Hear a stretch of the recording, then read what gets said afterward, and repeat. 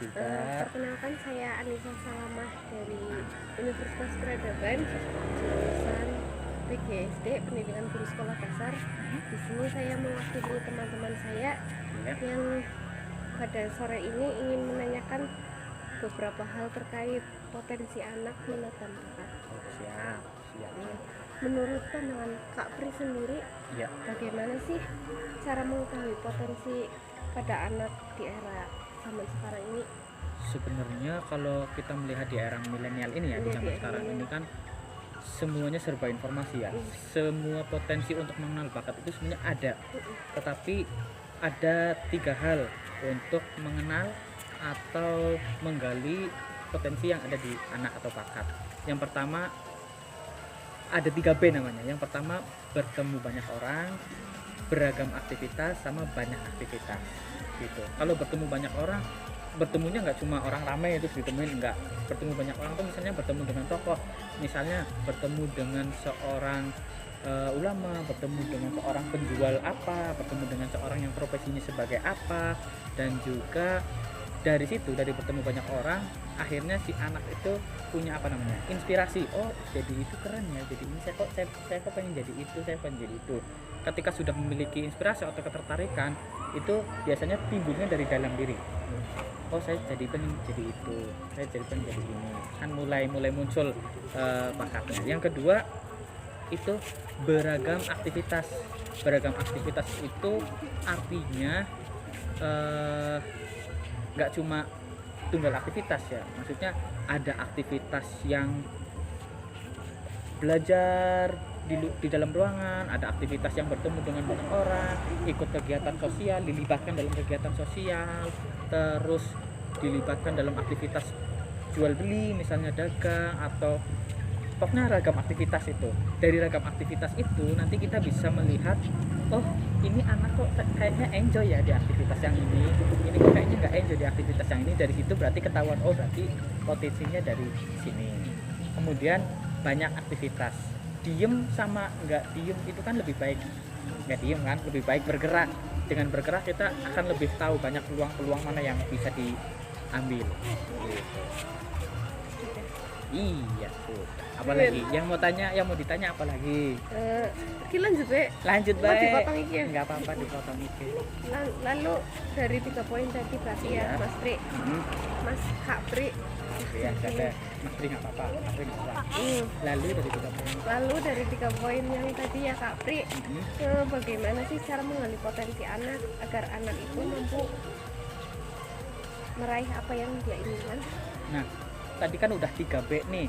Kalau udah 3B, lalu kita menggalinya ada lagi caranya 4E. 4E. Kalau tadi 3B itu langkahnya, cara buat mengenalinya, buat menggalinya 4E. 4E itu enjoy, easy, excellent. Kalau yang yang pertama itu earn, tapi biasanya kalau udah dewasa, kalau anak-anak nggak earn dulu nggak apa-apa, kan itu akhirnya menghasilkan. Yang pertama, ketika beragam aktivitas itu tadi, beragam aktivitas, banyak aktivitas, bertemu banyak orang, itu enjoy nggak si anak, dilihat dulu. Yang kedua, pertama menikmati apa enggak. Yang kedua itu ketika melakukan sesuatu itu dia merasa kesulitan atau merasa mudah, easy enggak. Nah, yang ketiga lagi, ketika melakukan itu hasilnya bagaimana. Pertama kali melakukan itu excellent atau enggak. Kalau dari beragam aktivitas, banyak aktivitas itu enjoy, easy, dan excellent, itu berarti bakatnya. Yang ini yang terakhir earn, berarti kita katakanlah sudah mendapatkan hasil dari itu. Misalnya bakatnya kita perkenalkan dengan aktivitas vlog misalnya di YouTube gitu. Terus si anak itu kayaknya enjoy banget ya, menikmati sekali. Terus berbicara di depan kamera itu kayaknya mudah, nggak grogi, nggak apa gitu. Terus bagus, misalnya ngedit videonya bagus, cara ngambil gambarnya bagus.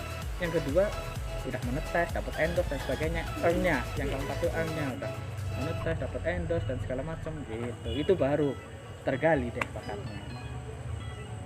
Lalu dari enjoy, easy, dan excellent tadi, bagaimana menjaga semangat anak agar mau belajar dan beraktivitas dengan produktif?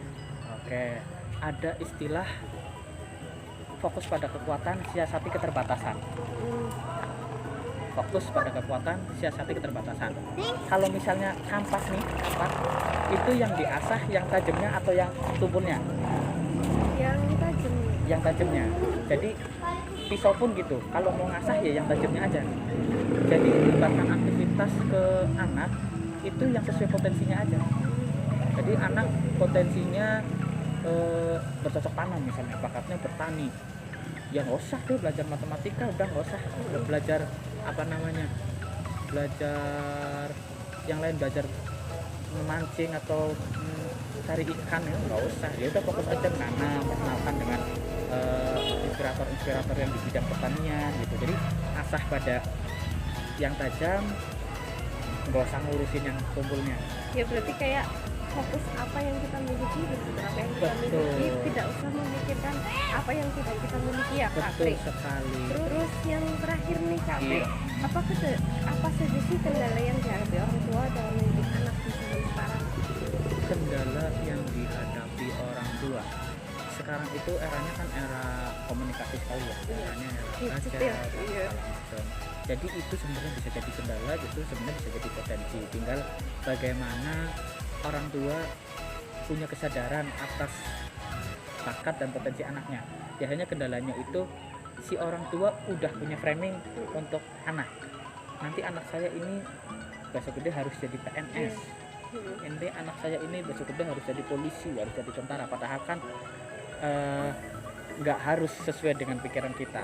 Dia si anak itu udah cetakannya begitu, mau jadi apa aja ya kita tinggal dorong aja, nggak boleh maksa tuh.